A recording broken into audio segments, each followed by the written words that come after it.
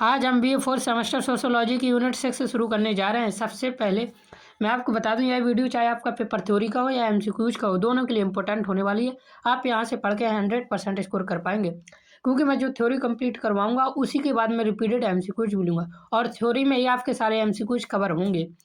तो आज की हमारी यूनिट 6 का टॉपिक है थ्योरीज ऑफ डेवलपमेंट, अर्थात डेवलपमेंट अर्थात विकास के सिद्धांत, जिसमें हम स्मेल्सर, लैनर और बॉस्टो को पढ़ेंगे। ये प्रमुख विद्वान थे जिन्होंने अपनी परिभाषाएं दी।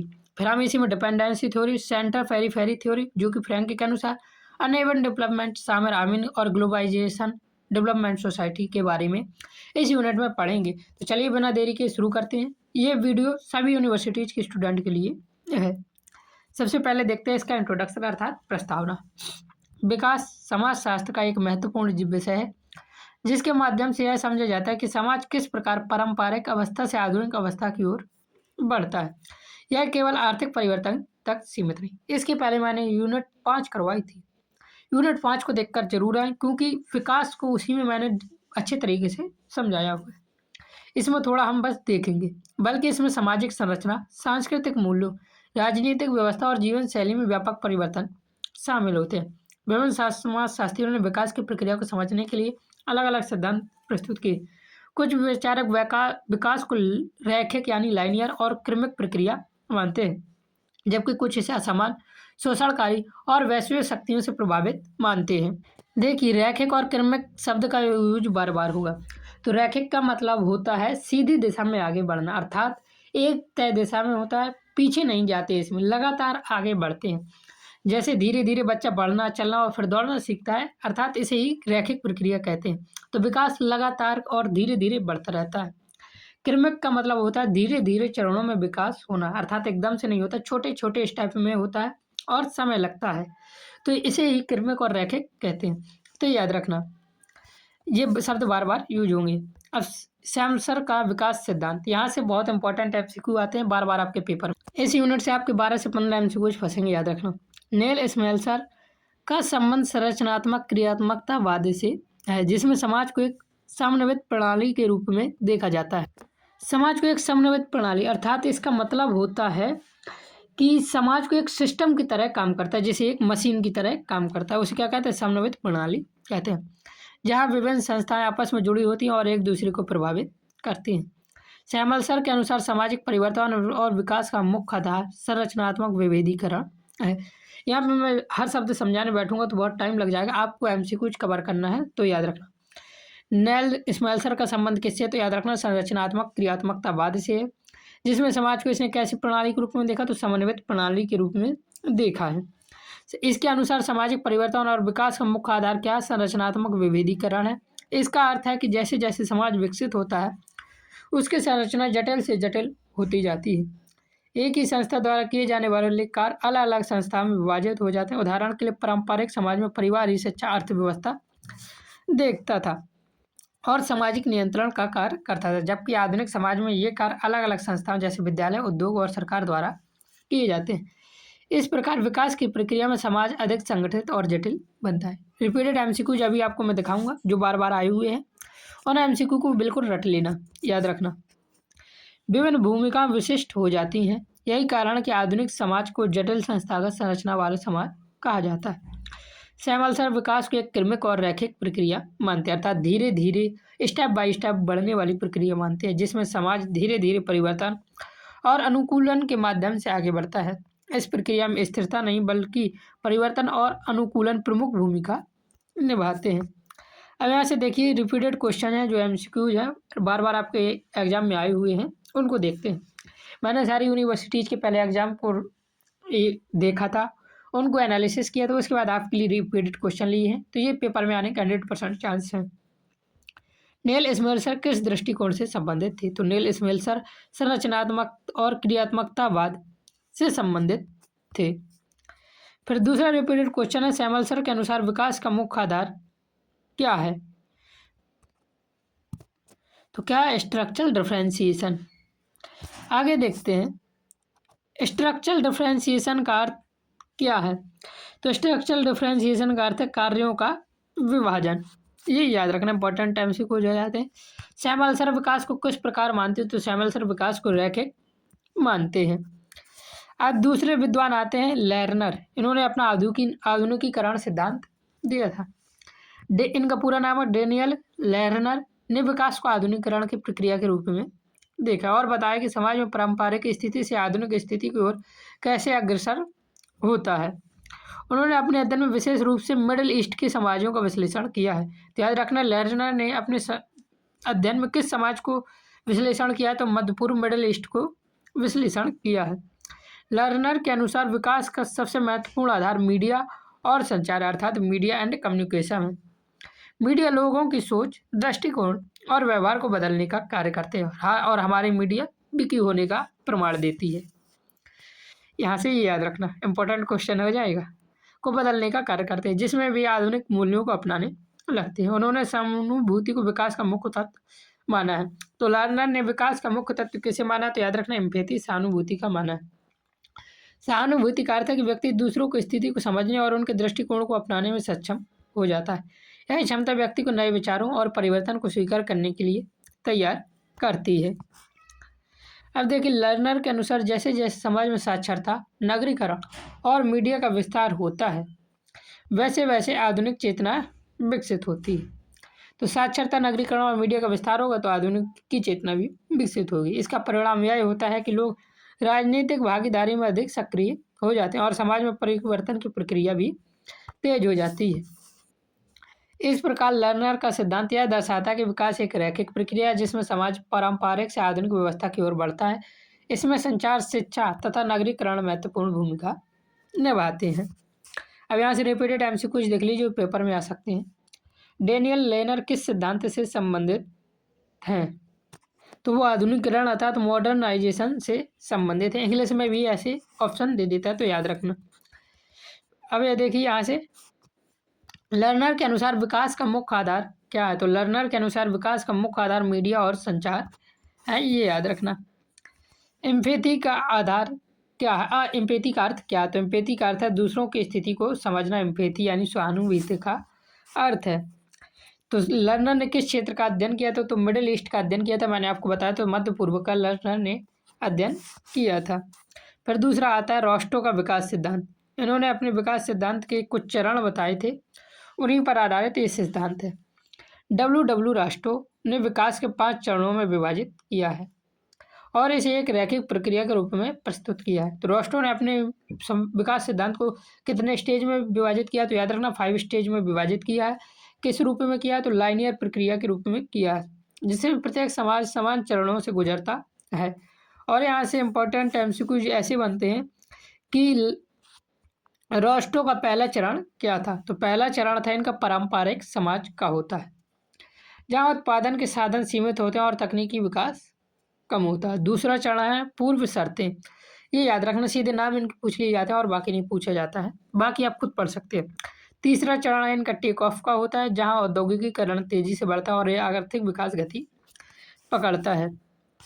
फिर चौथा चरण है परिपक्वता की ओर अग्रसर का होता है, जिसमें तकनीकी प्रगति और उत्पादन क्षमता में वृद्धि होती है। तो यही पूछे जाते हैं, पांचवा पहले चरण में क्या, दूसरे चरण में क्या, चौथे चरण में क्या। और पांचवा और अंतिम चरण है उच्च जन उपभोग, जहाँ लोगों का जीवन स्तर ऊंचा होता है और उपभोग की प्रवृत्ति बढ़ जाती है।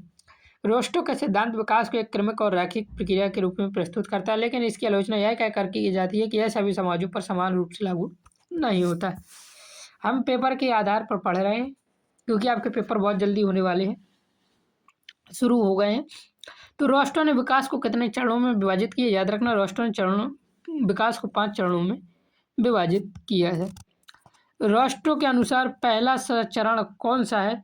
तो अभी मैंने आपको बताया था, रोस्टो के अनुसार पहला चरण क्या है, क्या था, पारंपरिक समाज ही तो था। हाँ, रोस्टो के अनुसार पहला चरण कौन सा? पारंपरिक समाज है। दूसरा टेक ऑफ चरण में क्या होता है? टेक ऑफ चरण में औद्योगिकरण का होता तेजी से बढ़ता है। फिर अगला इम्पोर्टेंट MCQ है, अंतिम चरण क्या होता है? तो अंतिम चरण हमारा होता है उच्च जन उपभोग का, जिसमें तेजी से उपभोग बढ़ता है। फिर आते एंड्रो गंडर फ्रैंक का डिपेंडेंसी थ्योरी। ये थ्योरी बहुत ज़्यादा इंपॉर्टेंट हो जाती है, यहाँ से हर साल एमसीक्यू आते हैं, तो इसके एमसीक्यू जरूर पढ़ के जाना। फ्रैंक ने विकास को समझने के लिए निर्भरता सिद्धांत अर्थात डिपेंडेंसी थ्योरी प्रस्तुत की। उन्होंने यह तर्क दिया कि अविकास कोई प्रारंभिक अवस्था नहीं है, बल्कि यह विकसित देशों द्वारा किए गए शोषण का परिणाम है। तो कुछ देश जैसे विकासशील होते हैं, कुछ देश अविकासशील होते हैं। तो इन्होंने अविकास का कारण बताया है, विकास का कारण नहीं बल्कि अविकास, अंडर डेवलपमेंट का कारण बताया है। तो इन्होंने अंडर डेवलपमेंट का कारण बताया है कि यह विकसित देशों द्वारा किए गए शोषण का परिणाम है, अर्थात एक विकासशील देश का जो विकसित देश शोषण करते हैं उसी को बताया इन्होंने किसमें, डिपेंडेंसी थ्योरी में बताया है। फ्रैंक के अनुसार दुनिया के दो भागों में बांटा जा सकता है, केंद्र और परिधि। अब केंद्र और परिधि क्या है याद रखना, पहले तो याद रखना फ्रैंक के अनुसार दुनिया को कितने भागों में बांटा गया, तो केंद्र और परिधि दो भागों में बांटा गया। केंद्र देश विकसित और पूंजीवाद होते हैं जैसे यूनाइटेड स्टेट, जबकि परिधि देश अविकसित और शोषित होते हैं, अर्थात जिन देशों का शोषण किया जाता है। केंद्र देश परिधि देशों के संसाधनों का दोहन करते हैं, जिससे परिधि देश हमेशा निर्भर और पिछड़े बने रहते हैं। तो दूसरे मतलब कि जो पिछड़े देश होते हैं उनके जो संसाधन होते हैं उनका खुद दोहन करते हैं, खुद अमीर हो जाते हैं और अगले देश को वहाँ पे गरीबी आ जाती है, जो कि आजकल ये कर्म अमेरिका और चाइना जैसे देश कर रहे हैं। फ्रैंक का मानना है कि विकास और अविकास एक ही प्रक्रिया के दो पहलू हैं, जहाँ एक का विकास दूसरे के शोषण पर आधारित होता है। डेवलपमेंट ऑफ अंडर डेवलपमेंट का उदाहरण दी, जिसका अर्थ है अविकास स्वयं विकास की प्रक्रिया का परिणाम है। तो ये याद रखना, भारत भी एक विकासशील देश है और इसका भी शोषण होते आया, हम दूसरों पर निर्भर हैं, इसके बारे में भी हम आगे पढ़ेंगे। डिपेंडेंसी थ्योरी किसने दी, तो याद रखना डिपेंडेंसी थ्योरी किसने दी थी, आंद्रे गंडर फ्रैंक ने दी थी। फिर अगला क्वेश्चन दिया हुआ है, फ्रैंक के अनुसार दुनिया किन भागों में बटी है, तो सेंटर और फेरी अर्थात केंद्र और परिधि के रूप में बटी हुई है। हिंदी इंग्लिश दोनों में थोड़ा याद रख लेना, कभी कभी इंग्लिश में एमसीक्यू आ जाता है, हिंदी वाले पेपर में भी। डेवलपमेंट ऑफ अनडेवलपमेंट का अर्थ क्या है, अविकास भी विकास का ही परिणाम है, अनडेवलपमेंट ऑफ अंडर डेवलपमेंट का यह अर्थ है। तो ये दो बार पूछ लिया, अविकास भी विकास का परिणाम, तो दो बार ये एमसीक्यू आ गया, एक ही बार आना था। अब आता सामिर आमीन का अनइवन डेवलपमेंट, इसे भी डिपेंडेंसी सिद्धांत जैसा ही है ये भी। तो सामिर आमीन भी निर्भरता सिद्धांत से जुड़े विचारक हैं। उन्होंने असमान विकास की अवधारणा प्रस्तुत की, अर्थात अनइवन डेवलपमेंट। उसके अनुसार वैश्विक पूंजीवाद व्यवस्था में विकास समान रूप से नहीं होता है, बल्कि कुछ क्षेत्र में तेजी से विकास होता है जबकि अन्य क्षेत्र पिछड़े रह जाते हैं। आमीन का मानना था वैश्विक पूंजीवाद केंद्रीय देशों को अधिक लाभ पहुंचाती है, जबकि परिधि देश निर्भर और शोषित बने रहते हैं। यहाँ से इंपॉर्टेंट एमसीक्यू कुछ पूछे जाएंगे, देखना भी। डी लिंकिंग की अवधारणा प्रस्तुत की है, जिसके अर्थ है कि विकासशील देशों को केंद्रीय देशों पर निर्भरता कम करनी चाहिए। तो किसने यह दी थी परिभाषा, आमीन ने परिभाषा दी है कि विकासशील देशों को, यहाँ से देखते हैं, विकासशील देशों को केंद्रीय देशों पर निर्भरता कम करनी चाहिए और आत्मनिर्भर बनने का प्रयास करना चाहिए। लेकिन आज भी भारत विकासशील देशों, विकसित देशों जैसे अमेरिका, फ्रांस, रसिया पर ही निर्भर है। क्यों है निर्भर, चाइना जैसे देशों पर। हम लोग आपने देखा होगा अभी युद्ध के समय पर वो आ रहे थे कि कौन से देश सबसे ज़्यादा हथियार खरीद रहा है, तो उस पर पहले नंबर पर शायद भारत था, दूसरे नंबर पर। तो भारत आत्मनिर्भर नहीं हो पा रहा, भारत दूसरों की चीज़ों को सिर्फ खरीदने में काम कर रहा है। भारत विकासशील देश तो है लेकिन यह आत्मनिर्भर नहीं है। तो इन्होंने यही सिद्धांत दिया था डी लिंकिंग का कि विकासशील देशों को केंद्रीय देशों पर निर्भरता कम करनी चाहिए, लेकिन हम आत्मनिर्भर बनने की जगह उन्हीं पर निर्भर होते जाए। आमीन के अनुसार विकास की प्रक्रिया असमान और शोषणकारी होती है, इसलिए इसे संतुलित बनाने के लिए नीतिगत बदलाव आवश्यक है। तो ये आमीन की जो अनइवन डेवलपमेंट थ्योरी है वो भारत पर एकदम फिट बैठती है और उसके अनुसार हमें आत्मनिर्भर ही बनना चाहिए। सामिर आमीन किस अवधारणा से जुड़े हैं, तो यह अनइवन डेवलपमेंट अवधारणा से जुड़े हैं। अब इसका हिंदी अर्थ ही पूछ लिया गया, अनइवन डेवलपमेंट का अर्थ क्या है, तो असमान विकास अनइवन डेवलपमेंट का अर्थ है। अगला रिपीटेड एमसीक्यूज है, डीलिंकिंग का अर्थ क्या है? तो डीलिंकिंग का अर्थ है निर्भरता कम करना। विकसित देशों से विकासशील देशों की निर्भरता कम हो। फिर आता है वैश्वीकरण और विकास, ग्लोबलाइजेशन एंड डेवलपमेंट। तो इसको भी देखते हैं। वैश्वीकरण एक ऐसी प्रक्रिया है जिसके माध्यम से विदेश के विभिन्न देश आर्थिक, सामाजिक और सांस्कृतिक रूप से एक दूसरे से जुड़ जाते हैं। इस प्रक्रिया में व्यापार, उदारीकरण, निजीकरण और तकनीकी विकास महत्वपूर्ण भूमिका निभाते हैं। तो वैश्वीकरण क्या है? जब एक देश दूसरे देश से आर्थिक, सामाजिक और सांस्कृतिक रूप से जुड़ता है तो उसके कह देते हैं वैश्वीकरण कहते हैं। इसके परिणाम स्वरूप अंतर्राष्ट्रीय व्यापार में वृद्धि होती है, संचार के साधन विकसित होते हैं और विश्व एक ग्लोबल गांव के रूप में परिवर्तित हो जाता है। हालांकि वैश्वीकरण के सकारात्मक और नकारात्मक दोनों प्रभाव हैं। एक ओर यह रोजगार के नए अवसर प्रदान करता है और जीवन स्तर में सुधार लाता है, यहीं दूसरी ओर यह आय समानता को भी बढ़ा सकता है और स्थानीय संस्कृति पर प्रभाव डालता है। तो यहाँ से रिपीटेड एमसीक्यूज देख लीजिए, खत्म होने वाली है अब हमारी। ग्लोबलाइजेशन का अर्थ क्या है? देशों का आपस में जुड़ना ग्लोबलाइजेशन है। ग्लोबलाइजेशन का नकारात्मक प्रभाव क्या है? तो इसका असमानता का बढ़ना ग्लोबलाइजेशन का नकारात्मक प्रभाव है।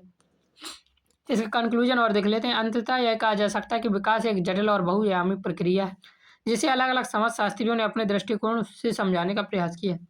सैमुअल लर्नर रोस्टो विकास को रैखिक और क्रमिक प्रक्रिया मानते हैं, जबकि फ्रैंक और एमिन इसे असमान और शोषण प्रक्रिया के रूप में देखते हैं। आज के वैश्वीकृत युग में विकास को समझने के लिए इन सभी दृष्टिकोणों को समन्वित अध्ययन आवश्यक है ताकि समाज में संतुलन और समावेशी विकास सुनिश्चित किया जा सके। इस प्रकार आपकी यूनिट 6 भी खत्म हो जाती है। यूनिट 7 और यूनिट 8 बची है जिसकी वीडियो जल्दी आ जाएंगी।